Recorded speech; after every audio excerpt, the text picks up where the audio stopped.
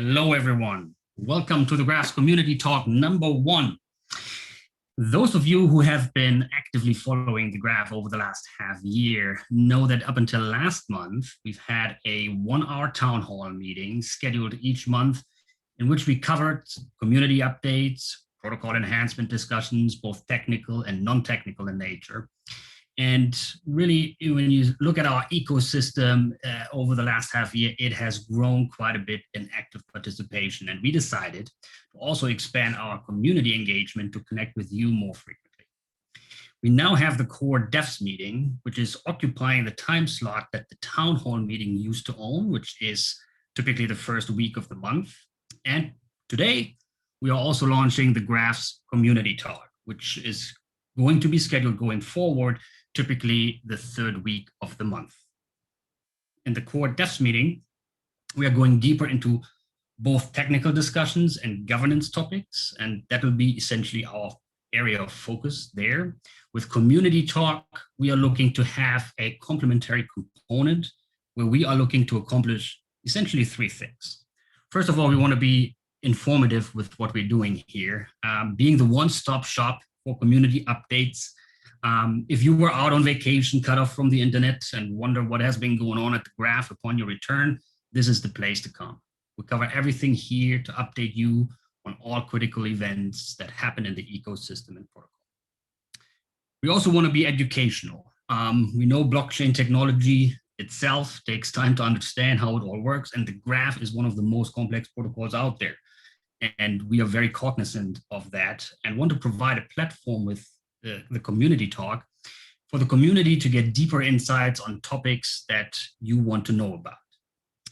And we're doing this really, also as part in the larger picture for progressive decentralization. Our inherent goal is to grow the ecosystem, not just in terms of participation, but also in terms of overall engagement in the community. And I think the curator discussions, have been very interesting over the last 2 to 3 weeks, where we see a lot of, thoughts being shared, around enhancement ideas that we have that we're going to dive deeper into today as well.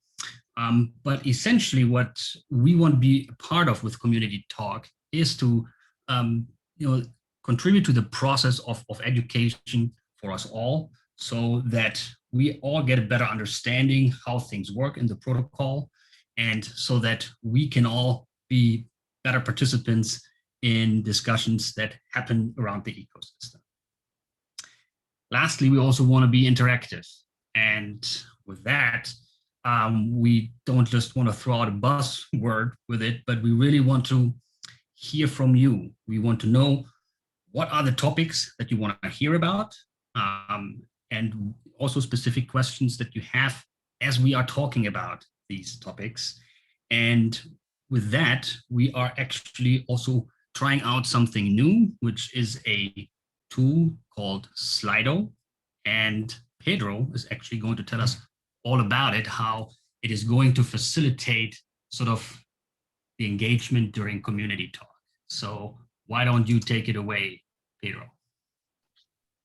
Yeah, thanks, Oliver. Hi, everyone.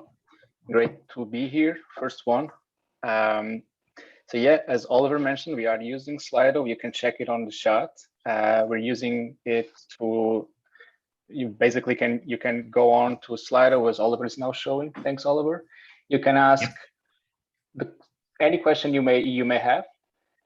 Everybody can upvote on the questions that people will ask there, and then what we will do is periodically check on those, and the most upvoted ones should be addressed. So feel free to ask anything, really. Could be seen as a sort of AMA. And we will also be running some polls, as you can see on the right. Yes, as Oliver is now showing. So this is the first question we have. Feel free to engage. We are curious to know the sort of role you're having right now, just to get a pulse of how the community is. And yeah, that's it. Feel free to ask any questions, really. We want to see what's on your mind. And you all find that link in the chat.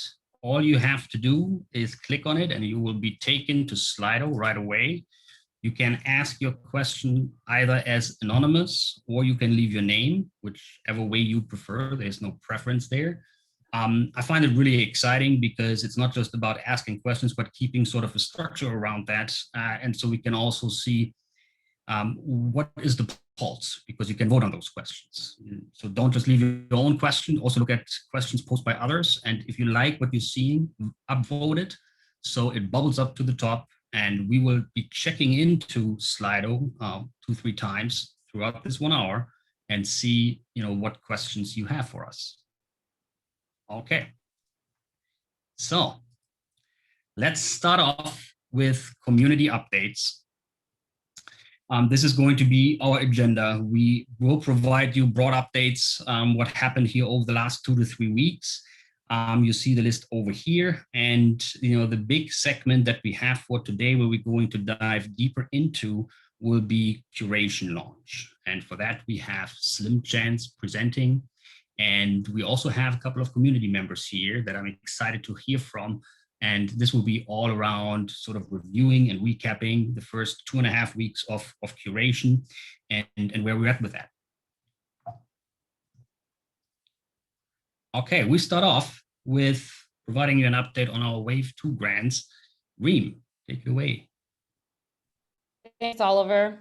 Hi, everyone. It's really awesome to be a part of this first community call and really excited to share some updates regarding Wave 2 and what we're funding in this wave. Just want to, before I go ahead and share what we're doing for Wave 2, one misconception I want to make sure I clarify is grant applications are always open. The waves are really just meant for us to communicate with the community around what is being funded every wave, but the grants application portal never closes, and we're always reviewing applications. And I also want to encourage that there is no such thing as a bad idea. So if you do have something on mind that you would like to do or contribute with the graph ecosystem, whether it's from a community standpoint, a dApps or subgraph, protocol or tooling perspective, or even research, shoot that idea. We're more than happy to take a listen and provide you feedback if there's something that's that could be improved or something that we can fund in the future. But with that said, we're really excited to announce that we have funded over $2.8 million into grants and ecosystem support for Wave 2. Protocol infrastructure will get about $90,000. Tooling will get an exciting $290,000. dApps and subgraphs will get a whopping $365,000, and community building will also receive $280,000. We also are going to be looking into research and security audits, which will be funded around $1.5 million. And then our ecosystem contributors and foundation contributors will see about $350K.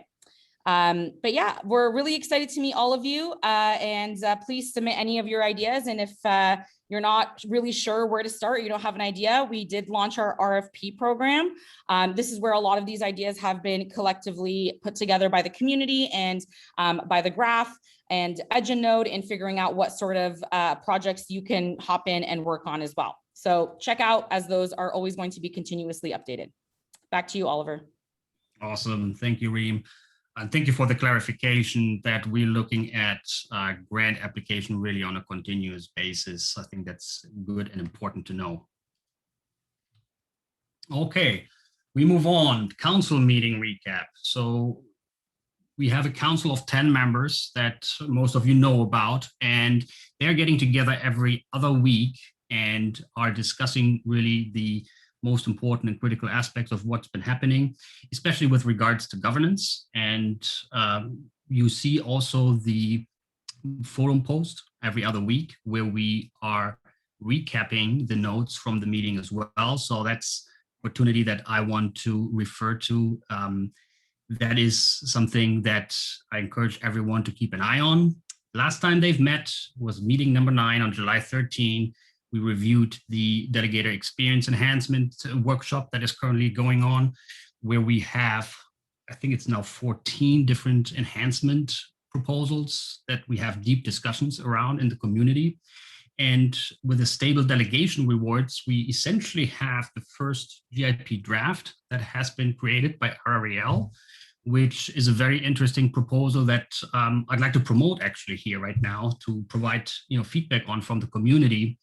It is one that really solves a number of things for delegators and indexers alike. Delegators will have an improved ability to actually compare indexer reward cuts in a more transparent way. For indexers, it is aimed to be more of a streamlined setup where you don't have to continuously manually track how your overall delegation ratio is in your indexing pool. And it also eliminates the ability for what is currently theoretically possible as a sandwich attack. So there's 3 benefits we get from that. Please provide feedback on it. It's called stable delegation rewards. You see a forum post for that. There's also been presented, and that has since been posted in the forum by Brandon, a proposal to improve economic curation parameters. That was an initial view in response to what we've seen early on. There's been a lot of discussion around curation since then, and I'm not going deeper into this. I'll leave that to our segment of curation launch impressions later on, but that is a proposal that is out there. Arbitration charter ratification has been discussed as well, and the need to finalize that for voting at the council. And then general discussions around the launch and Wave 2 grants updates that essentially Reem has just described as well. The next meeting is today, and you will see the meeting notes from today typically posted here in the next couple of days, so watch out for that forum post. All right. Find your indexer. This is a question that comes up quite a bit, so we feel it's a great opportunity to touch base on that subject and let everyone know, how do you identify your indexer? And we don't promote specific indexers here, but rather want to talk about what tools are available to you. Reem, you want to cover that for us? Yeah. Me again. So indexers, I think it was even something that when I first started learning about the graph, struggled with really fundamentally understanding and how they work. And what we've done is really find different ways for the community to get involved. I'm sure a lot of you here are probably a part of our Discord server, but if not, there is a channel where you are able to ask your indexers questions. And there are channels and avenues where you can even, as a delegator, interact with your indexer to ask more in-depth questions. Some of my favorite series as well is the Indexer Office Hours. This is something that happens every Tuesday. I want to say it's at 10 a.m. PST, 1 p.m. Eastern, and translate that into whatever time zone you are, hopefully. But they are really exciting and they are recorded. So if you do miss them, you are definitely able to listen in, but they are live office hours, similar to when you used to go to school and knock on your professor's door to ask them questions. This is exactly what this is meant for. We also have different avenues for dashboards, Telegram chats, and Twitter accounts. And the Graftronauts has done a really good job in putting together an indexer review dashboard. So that's a really great way to also figure out which indexer to delegate to or understand a little bit more about what they're doing.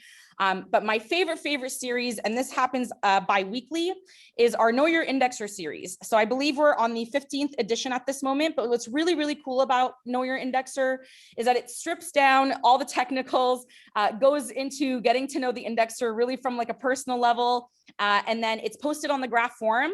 There's a short Q&A, and the community can get involved by asking some questions to the indexer, and the indexers will come in and answer your questions right on the Graph forum. So if you're not familiar with what the Graph forum is, we're happy to share all the resources here. So you'll definitely have a lot of different places to interact with your indexers. And if there are any other suggestions and ideas as to how you'd like to see your indexers get involved, the grants program is definitely a great way to pose those ideas. Back to you, Oliver. Awesome. Thank you, Reem. Yeah, we have a lot of indexers that are really active in many different ways. And it's great to see. I love the indexer office hours. They're getting together once a week there. I think it's every Tuesday. It's today, right? In a couple of hours again. So also highly recommend. It's highly informative, the discussions that they have there. I'm looking at our questions right now, and I see a couple of curator questions, and I'm going to park those for now because we are having dedicated curation discussions at the end of our segment, and we can go deeper into that. There's one question for Reem. Can you tell me where to find more info about the RFPs? Yeah, so if you go on the graph.foundation, you just type that into your URL bar in whatever browser you're using. That should take you onto a landing page. We are going to be migrating eventually our foundation website to more of the graph website in the future. But for now, you will find a lot of information around the graph grants program, past grantees that we've awarded, future grantees that we've awarded, and also RFPs. And here comes Derek and Martine to the rescue and giving you the link directly. So feel free to take a look and a peek there. We are getting a lot of interest in the RFP. So if we don't get to you, it's not that we don't like you or we don't think that you can do the work. It's possible that it's just been picked up, but just keep an eye out. And you're also more than welcome to ping myself or Pedro a message on Discord, and we can definitely let you know the status of the RFP. But thanks for the interest and your excitement in applying for them. Very good. Thank you, Reem. Okay, just let's to be clear, move on. we also have the RFP link on Slido. I'm answering questions there as well. If you guys are asking questions there, feel free to. We will send the details there as well. Check the chat. All right, let's move on to governance updates.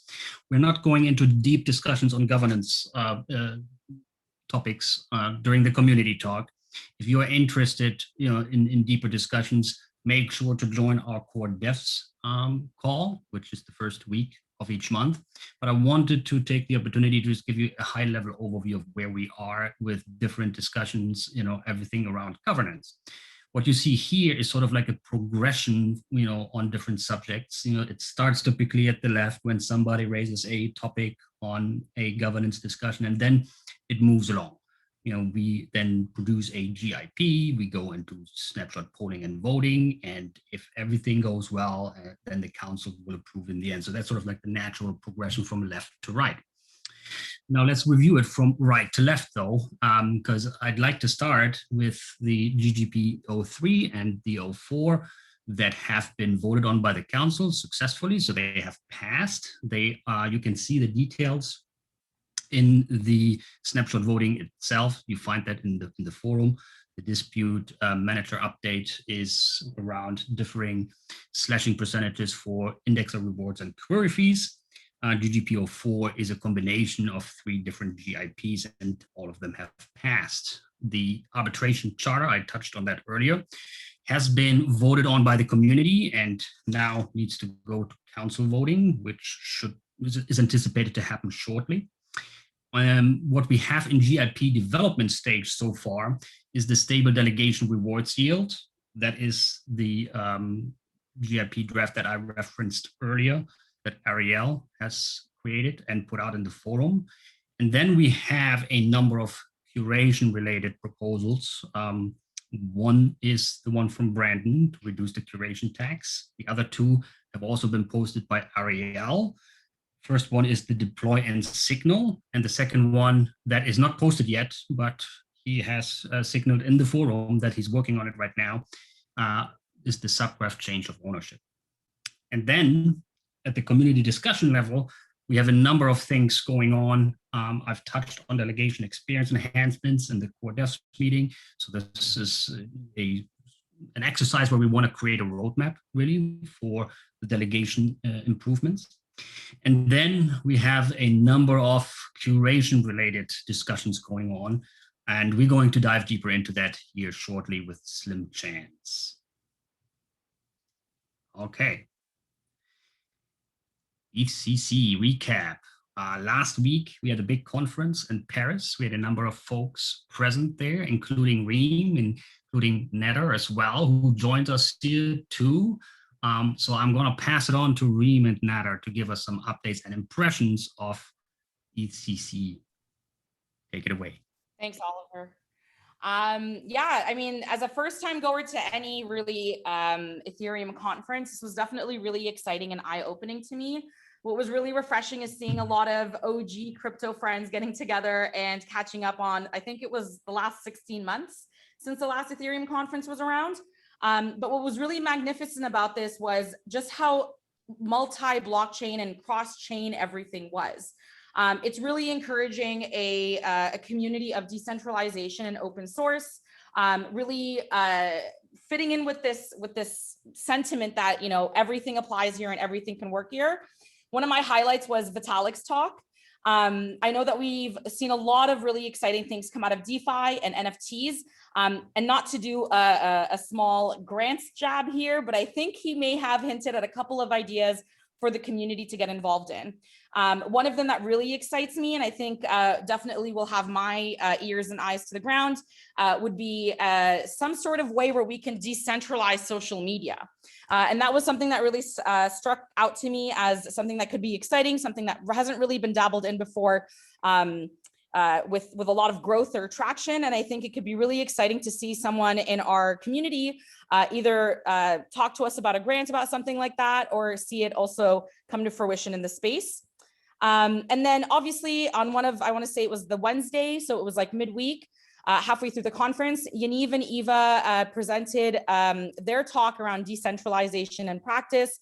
And what better way to talk about this than also really express what we're doing here with the foundation in decentralizing work and efforts. And I think that's what really stood out to me specifically is, you know, we're not here to like be one entity or company that's hiring people to do one specific job or one specific task.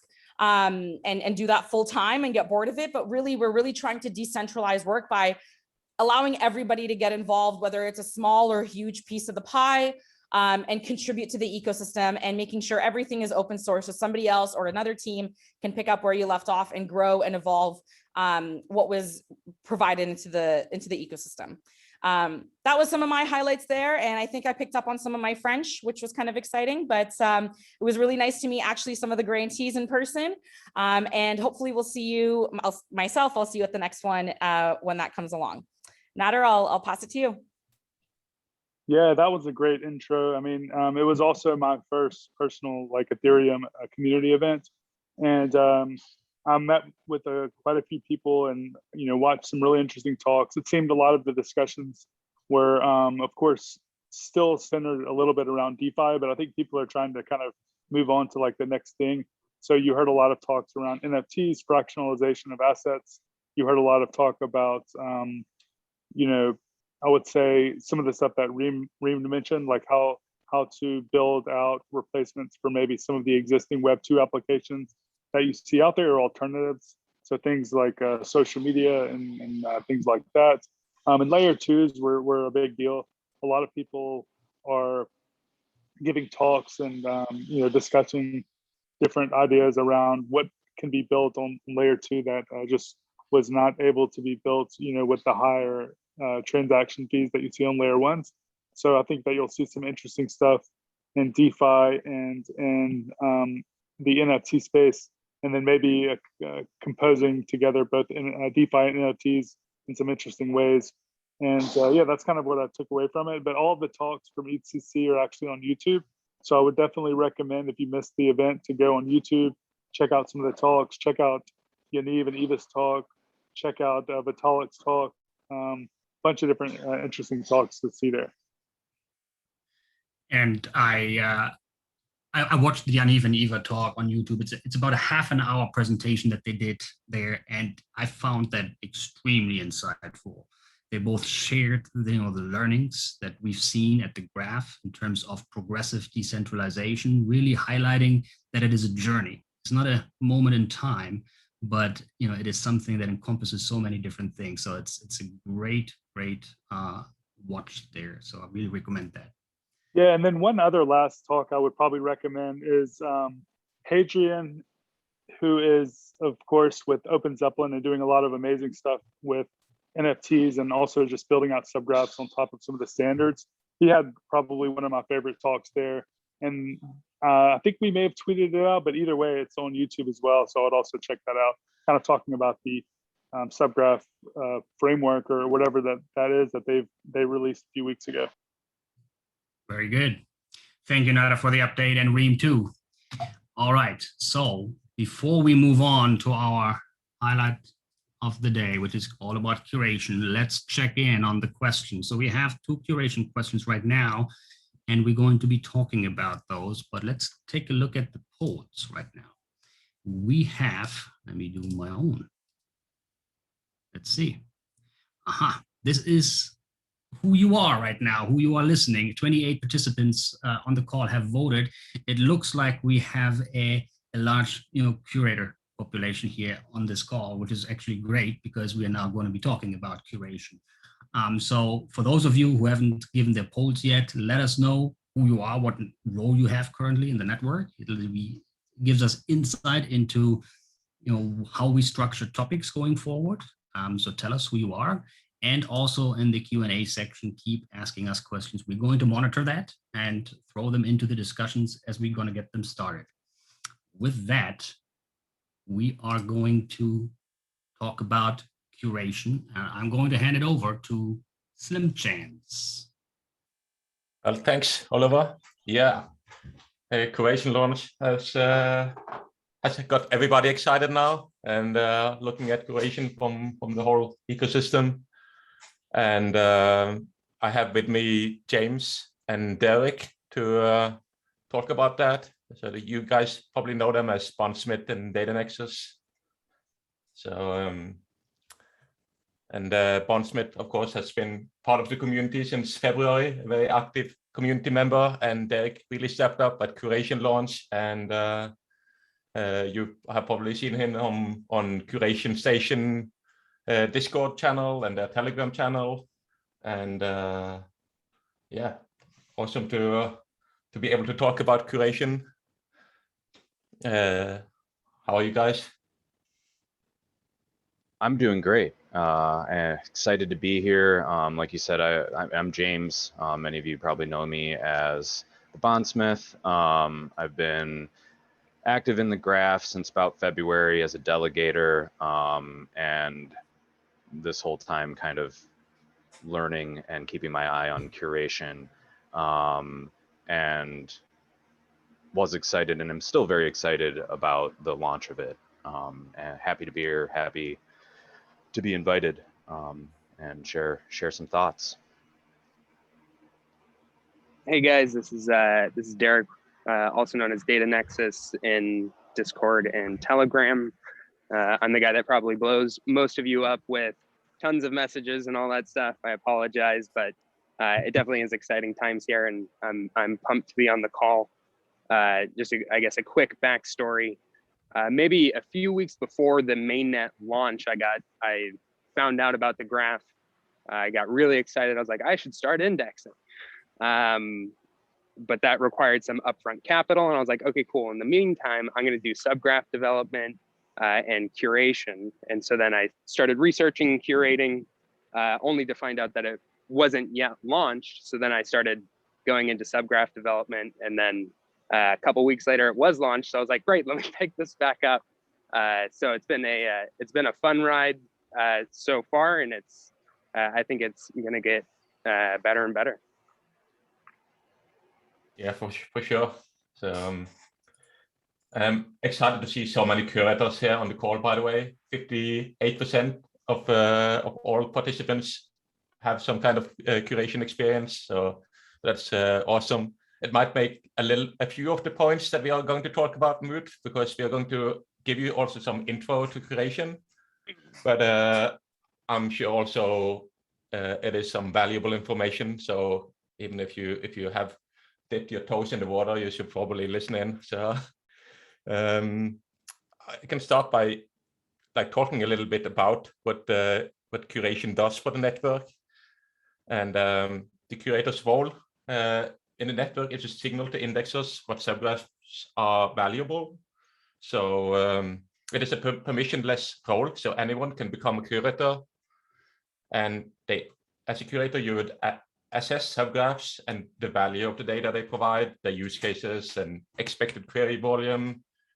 And if you deem a subgraph to be under-curated, you would signal on that subgraph by depositing GRT into a bonding curve, and in return receive curation shares for that subgraph.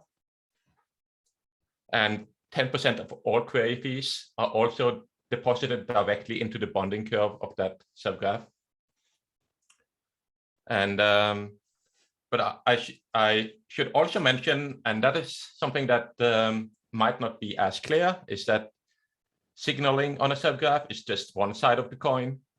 It is equally important for the network that curators unsignal when they deem a subgraph to be over-curated. So they are doing this by burning their shares, and they receive GRT back. And that way you have this dynamic where the signal is much more clearer for indexers what subgraph is valuable to index. And since minting and burning shares happen on a bonding curve, the GRT evaluation of the shares, they can fluctuate. So when other curators curate on the same or signal on the same subgraph, the GRT evaluation of each share will increase. And likewise, when curators sell their shares or burn their shares, the GRT evaluation of the remaining shares will decrease. And what this does for the network, why this is there, it isn't just a fun game that we decided or the graph decided to include in the protocol. It has a very important feature. I can name two features. One is like bootstrapping new subgraphs that have no historic data. You might be a developer that are making a subgraph that nobody knows about, and you want to ensure that your subgraph is or your DApp is served, and that your subgraph is picked up by indexers, and then you can curate yourself or have your community curate on it. And another important role of the bonding curve is that the curation market will act as a load balancer or a predictor for indexers. So say a DApp wants to launch a new feature, and that will require a lot more queries. For the developer to be confident that everything will be smooth on opening day, they would otherwise have to contact indexers, ask them to allocate more resources. But what the bonding curve ensures is that curators will pick up on that new big launch, and they will signal on that subgraph, and indexers will then know ahead of time that they have to allocate more resources to this particular DApp's need. And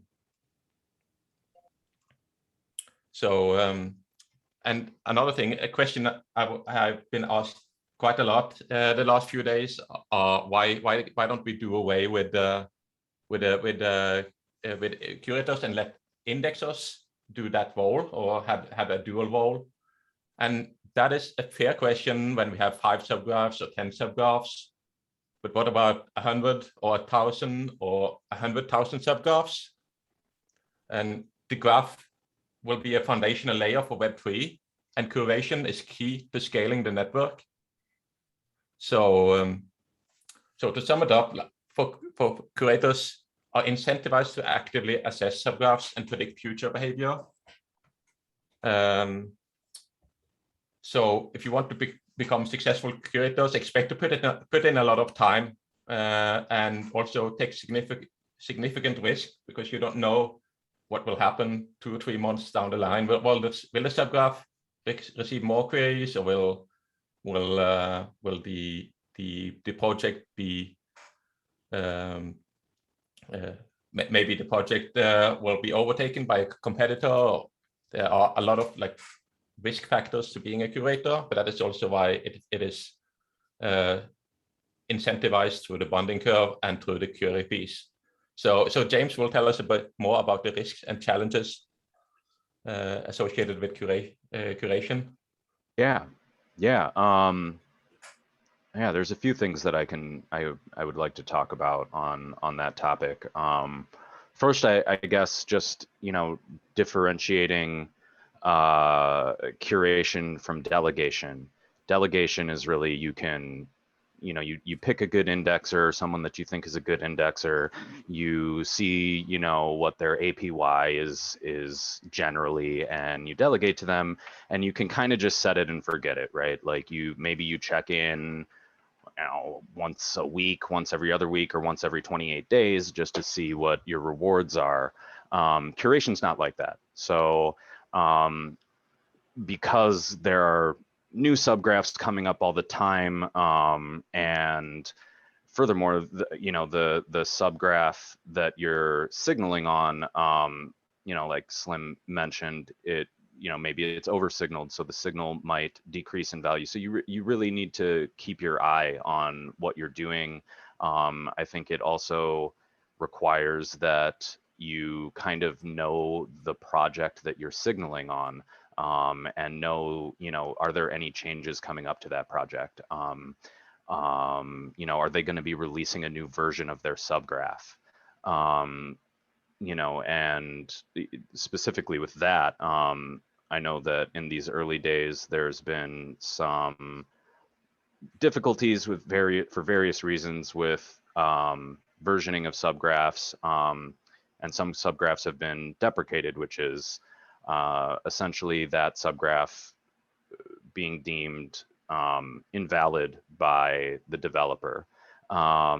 And in those cases, once that subgraph is deprecated, if you're still on it, if you still have signal on there, your share value is going to drop drastically. Now you can still retrieve your GRT.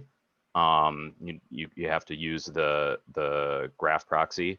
And if anybody out there has signal still on a deprecated subgraph, feel free to reach out in Discord, or sometimes I'm in Telegram too, but more so in Discord. I'd be happy to try to help you retrieve your GRT. So that's just one aspect of the risk, and really it's about knowledge, how well you know the subgraph that you're signaling on. What query fees do you expect to receive?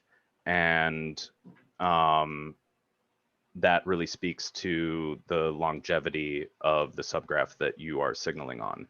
If, for example, if it's a subgraph that is unofficial, and we've seen, unofficial subgraphs deployed, those subgraphs inherently carry more risk because they are not deployed by the respective project of the subgraph. So, for example, in the very first, day or two of the launch, Uniswap subgraph was deployed, and it said official on it, and I don't think anybody was wrong necessarily for thinking that it was official, but it wasn't. It's not deployed by the official team, and so your risk in the value of your shares decreasing is significantly higher with these subgraphs. So I think it's really important to really know the projects, and then to also kind of know the behavior of some of the participants in curation. There's people that early signal, and that is needed, as Slim was kind of talking about. We need that to kind of bootstrap the subgraph so that indexers know to index it. And that's our job as curators, to say, okay, this subgraph is going to have value. So we put signal on it so that it can start the syncing process and start to process queries. And so we need that early signal, but kind of a consequence of that is there's these people that have been front running or programming bots to get in early and just signaling on any subgraph. And I think it's important to just know, you know, kind of where's your place on the bonding curve? How early did you signal? Who signaled before you? There are ways to know, you know, if like in the curation station, we have a list of wallets that belong to, you know, we are assuming are bots. And so, you know, for me as a curator, I want to know, okay, is there a bot on the subgraph that I have signaled on? And I want to know that because I can be fairly assured that wallet is going to take profits at a certain point. And that's not necessarily a bad thing, because if I'm on an official subgraph, one that I expect has long-term value, the bot can unsignal and my share value can go down for a week or whatever, but I can expect that it will go back up if I've done my due diligence, done my research, and, you know, really kind of understand the project behind the subgraph, and you know, in the future, what sort of query fees I can expect to see. Great insight there, James, and thank you for sharing that. We have a question here that kind of segues into some of the things that you've mentioned. The question is, can you please add a UI where the subgraph deployed is legit? Would you say that that is a question worthwhile considering, or do you interpret that rather to be a core responsibility of the role of the curator itself? Yeah, for me, I mean, I think that's our job. We are supposed to assess whether the subgraph is an official subgraph, and there are various ways to do that. I know Derek, Data Nexus, is working on steps to clearly kind of define how to verify a subgraph. So there's ways to do it, and I do think that is the role of the curator. Part of the role. I think that, you know, there's more to it than that, but yeah. I'd also like to add to that. Go ahead. Thanks. So I would also like to add to that that is fair enough when we're talking about a well-known subgraph or well-known dApp developing a subgraph, but it is important that the graph is open for also new dApp developers that want to deploy a subgraph and curate on it themselves. And it is really hard to just have a way to do that in a decentralized manner. So go ahead, Derek. And just to follow up on that, so part of the reason why we're using the language officially supported, not officially supported, is because a subgraph can still be posted and actually have value, to where even though it may not be used by the project itself, other dApps and other websites can go and plug into that information. Say if you wanted to get some of the latest information from Uniswap, you could go to that subgraph and query it on your own. Now you're going to have very different query volume than Uniswap is, but there are subgraphs that have this as their intent, such as the EIP 721. There's not an EIP 721 project that is going to be utilizing this in their dApp. That's something that other people can go in and plug into. So, and the phrase, or I guess the terminology of an illegitimate subgraph, you know, really I think of that as being something that either doesn't function at all or cannot be synced. And, you know, having a way to deprecate things that are, you know, kind of lost because they're unsyncable or they're totally not workable, that's a very different topic than a working subgraph that just isn't utilized or isn't incorporated into the dApp itself. And that's part of our jobs as curators, is to understand whether or not this is, you know, with whether or not it'll be utilized by the DApp. And just as an example, there are some subgraphs that have been posted that we've identified do not have official support from the project, but they are receiving query volume and they are generating query fees.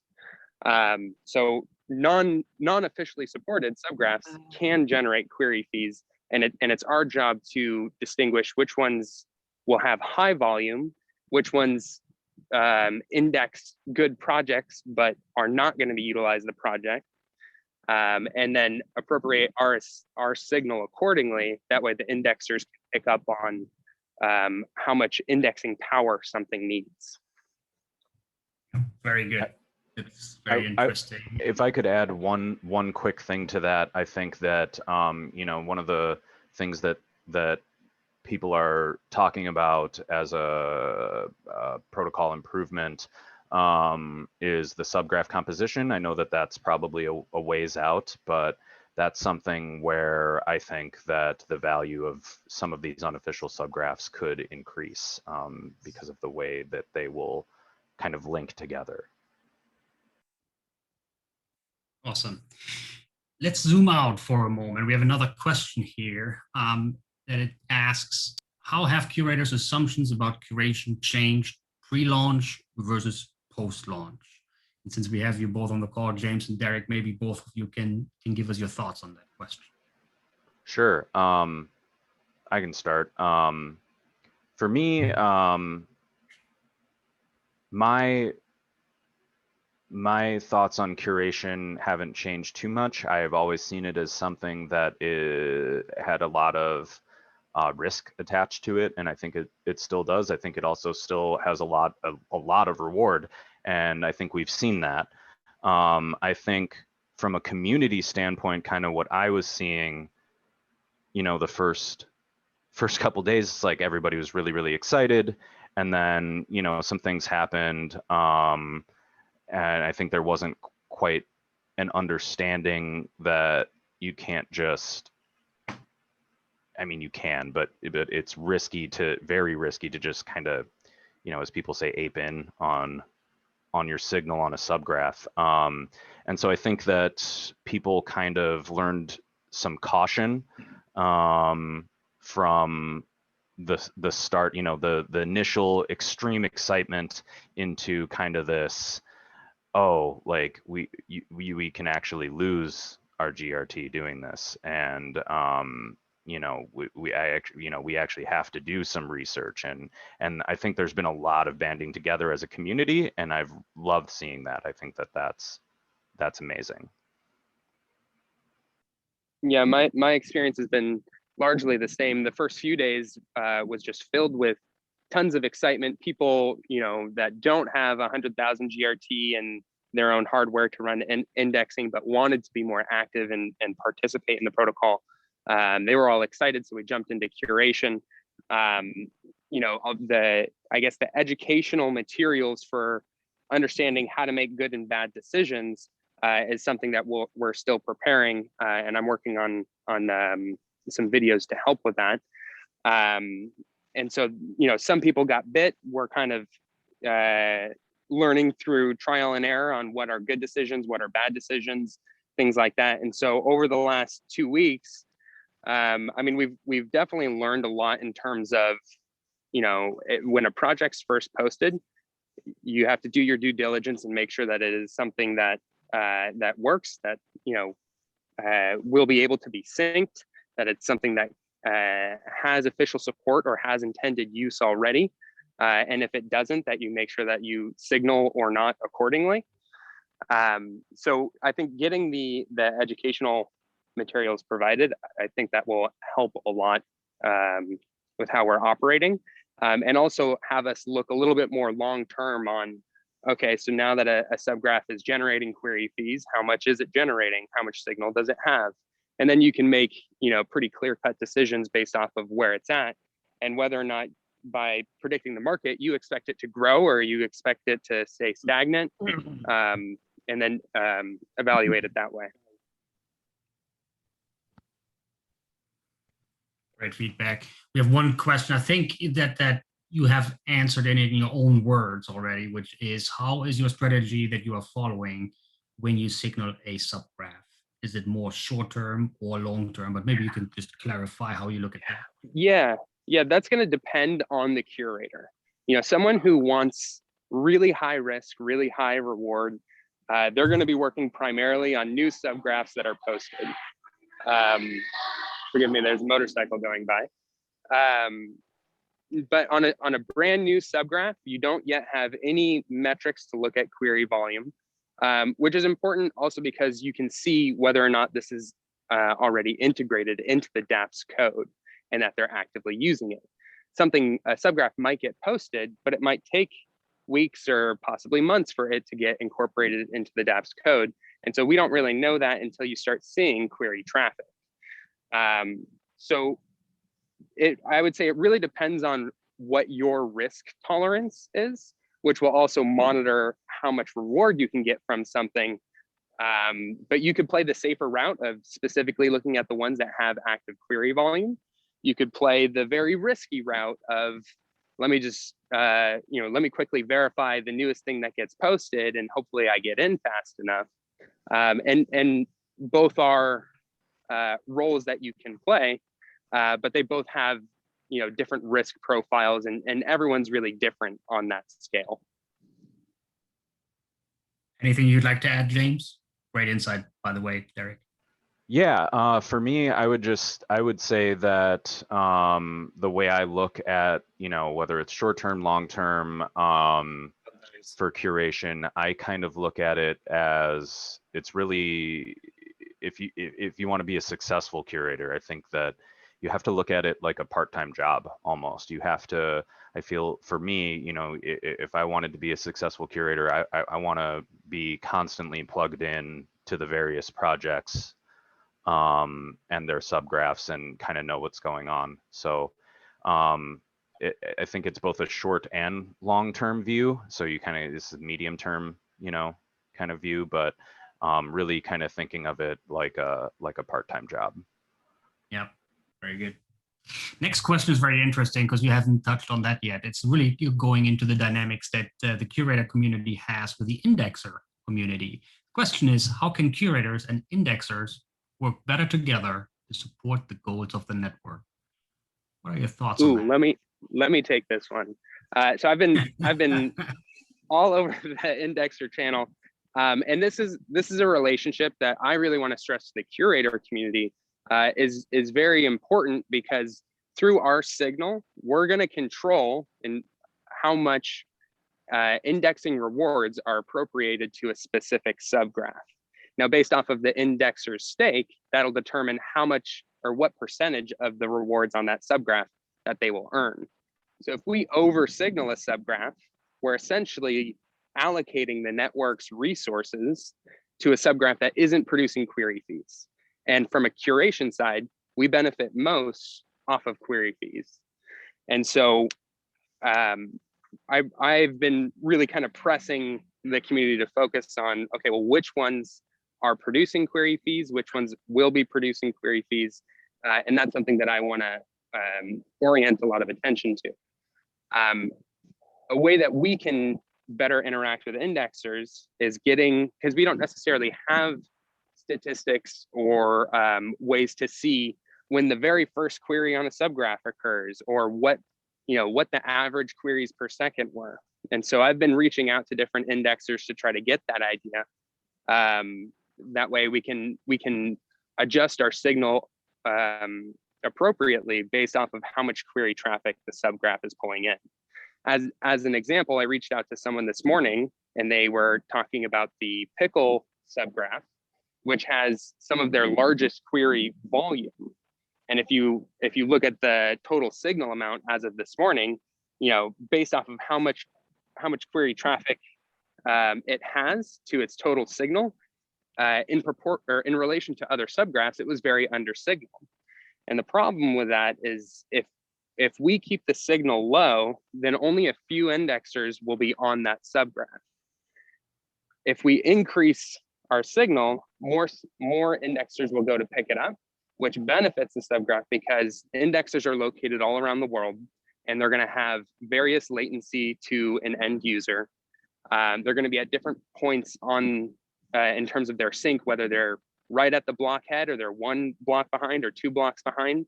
But the more indexers we have on a single subgraph, the more secure it is, and the better the data will be to the DApp. So if we're trying to provide the best data in the world to something that has no query volume, that's going to hurt the network rather than allocating our resources towards something that is producing.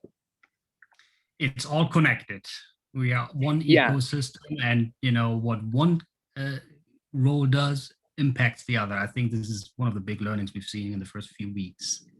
Yep, and for the indexers that are on the call, if you guys are seeing subgraphs that have high query volume, but have a relatively low amount of total signal, just realize that we don't necessarily know that quite yet, and we won't see that in the Graph Explorer until indexers start closing their allocations. So by letting us know ahead of time, we can start reacting and moving our signal around to make sure that everything is properly portioned. Awesome. Derek, James, thank you very much for joining us on this call today and giving us, insight into your learnings for the first, few weeks. I can only recommend for everyone, take part in the forum discussions that we have going on. There are a number of posts there with regards to ideas on how to further enhance the curator experience. And we're very much, looking forward to everyone's participation there in those discussions, so we can move things along. Thank you for joining again. Now, let's go back. I inadvertently skipped one part of the updates, and that was the hackathon. And I skipped Derek here. Derek, can you give us a review of what the hackathon was about, what your impressions were? You've been part of that as far as I recall. I was there all weekend, for better or worse. I was helping organize it. So I was setting up banners, making sure people are eating, making sure I went out for dinner with some folks on Saturday night and was talking to all sorts of people about their projects and making sure they had the resources they need. I was pinging Natter and Alex and a bunch of people and Simon. When somebody was having issues, Slim Chance actually ended up helping them out in the Discord server. So that was very much a great community effort that to help. I think the team was called Solar NFT. I'm looking at it right now, actually. And yeah, it was a really good weekend. Just about a good news story for the graph is Natter's workshop, which if you haven't seen the photos online, you totally should, was the amphitheater part of this space, Descopolitain Voltaire, was packed.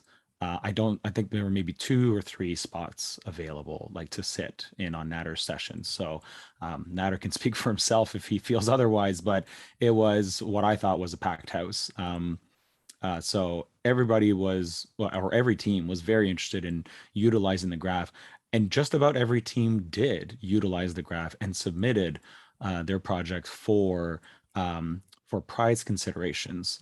Each sponsor, Upshot the Graph, Gitcoin, sorry, not Gitcoin, Paraswap, and a bunch of others all created their own bounties in addition to the top prize money that was available. The graph had 2 bounties. The first one was the Graph DApp Challenge. This one was to build a useful Dapper tool that can consume a subgraph innovatively. The submission requirements so that you have to have a demo DApp that uses the GraphQL API, and it has to be original work of the individual participant or the team. And of course, third-party tech used by the team had to be subject to valid, perpetual, irrevocable licenses, because we don't want to tread on other people's IP if we don't need to. That got, I think, 8 submissions. And the other one, which is the subgraph challenge, that was to build, also looking for consuming a subgraph innovatively. This one was slightly different. It needed a demo DApp.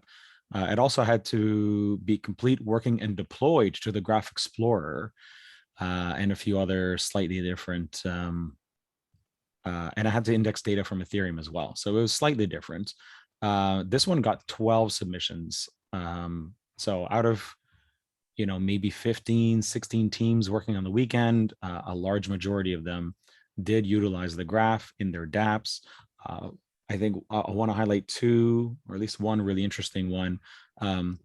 Two, actually. One was this Team Solar NFT. They were building this whole, like a new game essentially around minting planets and things like that. And they were the ones who were looking for some support. Slim Chance provided it. If you're a developer at all and you go look at the Subgraph development channel from the weekend, from Saturday afternoon Paris time, you'll very much have some sympathy and empathy for what one of the errors ended up being, which was literally just extra spaces where they didn't belong. Anybody who's written code of any kind, even markup, will certainly empathize with banging your head against the wall, trying to figure out what this issue is, and it having the issue be something very, very simple like that. One other one was this team. I ended up chatting with them just after they finished and submitted their work about this idea of a decentralized DAO-centered or intended for DAOs job board. So basically a decentralized or hosted in a decentralized way interface for Badger DAO, Uniswap DAO, Bankless DAO, all these DAOs that have popped up over the last little while to post, kind of like what the graph has with RFPs, post things that need to be done, especially if they're not getting enough traction, or they're not getting unsolicited applications coming through their own forum, their own community, a place for them to post those. Not cryptocurrencyjobs.co, not cryptojobslist.com, a fully decentralized, ideally fully decentralized way to do this.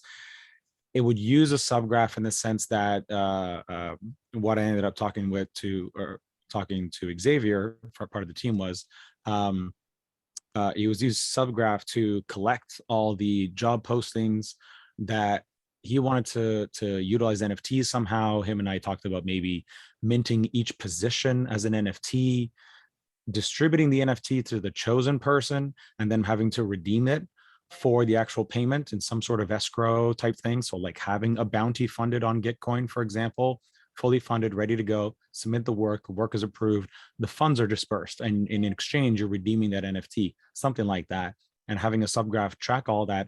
And then the subgraph could also be used in a fully trustless, decentralized manner for any location-specific positions or project or DAO-specific positions. Badger DAO, for example, could be posting their jobs or their open positions or the work that needs to be done to this decentralized platform, and then have their own interface that only exposes the work that they need done. Or you could have a Canada specific website, web dApp illustrating those positions or that sort of thing. So that was really, really cool. And then one of the lists was, this is the last one I'll cover, was this proof of humanity anonymous voting system, which I think was really, really innovative. Basically, they figured out a way to use proof of humanity, which is a specific protocol, and Starkware's Starknet and Zero Knowledge Snarks to vote, and to vote in a private manner, in the sense that people can still see that you voted, which for me personally is not a big deal, but they can't actually see your vote. They were one of the top 2 finalists, and well-deserved. They came in, well, they actually, I don't know whether, I shouldn't say, they were one of the, no, we announced it. So they came in second place overall, ultimately. So they won a ton of cash, and potentially they'll get one of these prizes from the graph as well. But we saw some really, really cool work. We saw brand new subgraphs get created as well, some airdrops, NFTs, a subgraph for NFT 20, and a bunch of other stuff. So it was a really, really good weekend, a big success for the graph, I would say. And yeah, looking forward to seeing some of these keep going, hopefully, and actually turn into real dApps that people can use in a little while. Great to hear that level of engagement. Wow, nice. Okay, we are past time. Let me just quickly go back to our poll that we've had. So here we have a recap. 41 people have participated and been mostly curators being part of today's call. No surprise, but we see a lot of participation from the other roads as well. So that's great to see, because we really want to address every single corner of the network. So we have a couple of questions we didn't get to. We're going to pick up on those on our next call. We are past time at this point. So thank you all for joining in today's call. And again, we are going to have this going forward every third week of the month. And I look forward to seeing you then again. Thank you.